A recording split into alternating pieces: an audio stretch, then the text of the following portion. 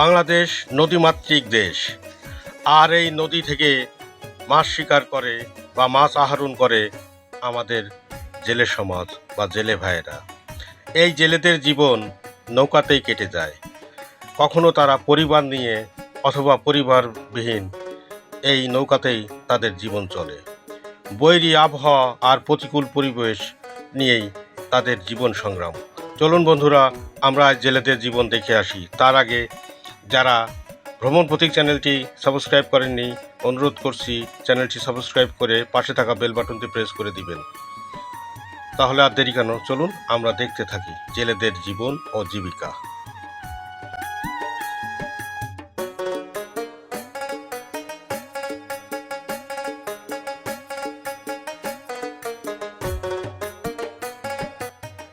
নৌকায় জেলেদের ঘর বাড়ি।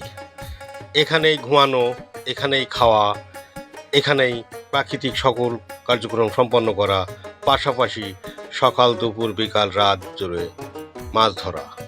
নদী বা সাগর থেকে মাছ ধরাই তাদের প্রধান জীবিকা।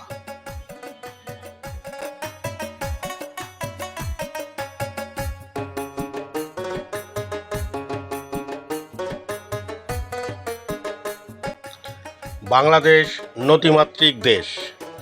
এই নদী বা সাগর থেকে মাছ আহরণ করাই এই জেলেদের কাজ। যারা নদী বা সাগর থেকে মাছ আহরণ করে তাদেরকে আমরা জেলে বলে থাকি। বাংলাদেশের জেলেদের জীবন হলো নদী, সাগর এবং প্রকৃতির সাথে এক অন্তহীন সংগ্রাম। বৈরী আবহাওয়া আর প্রতিকূল পরিবেশ, সামুদ্রিক জলোচ্ছ্বাস, ঢেউ, ঘূর্ণিঝড়, বিভিন্ন পরিবেশের সাথে তাদের সংগ্রাম করে তাদের জীবন এবং জীবিকা নির্বাহ করতে হয়। চলুন বন্ধুরা, আমরা দেখতে থাকি।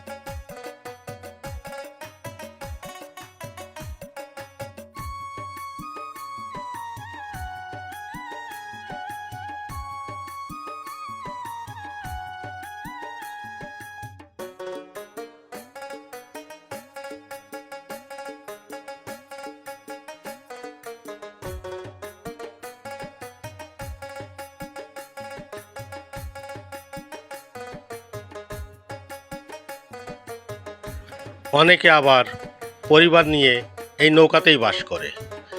এখানেই পরিবার নিয়ে খায়, ঘুমায়, এমনকি তারা মুরগিও পালন করে। নৌকার ছাদের উপর তাদের মুরগিরা বসবাস করে, একসাথে খায়, একসাথেই তারা থাকে। হয়তো আপনার কাছে খুব সুন্দর জীবন মনে হচ্ছে, কিন্তু এদের জীবনটা অনেক কষ্টের। অনেকের ঘরবাড়ি না থাকায় তাদের স্বামীদের সাথেই স্ত্রী এবং সন্তানেরা থাকে। কঠিন জীবন সংগ্রাম তাদের। এখানেই তারা খায়, দায়, গোসল করে। কঠিন জীবন সংগ্রাম।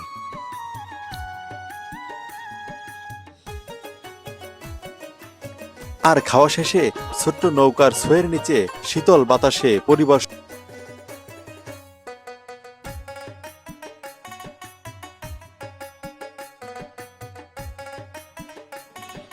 দেখুন, এক জেলে ভাই রান্নার প্রস্তুতি নিচ্ছে। আজ পটল দিয়ে ইলিশ মাছ রান্না হবে।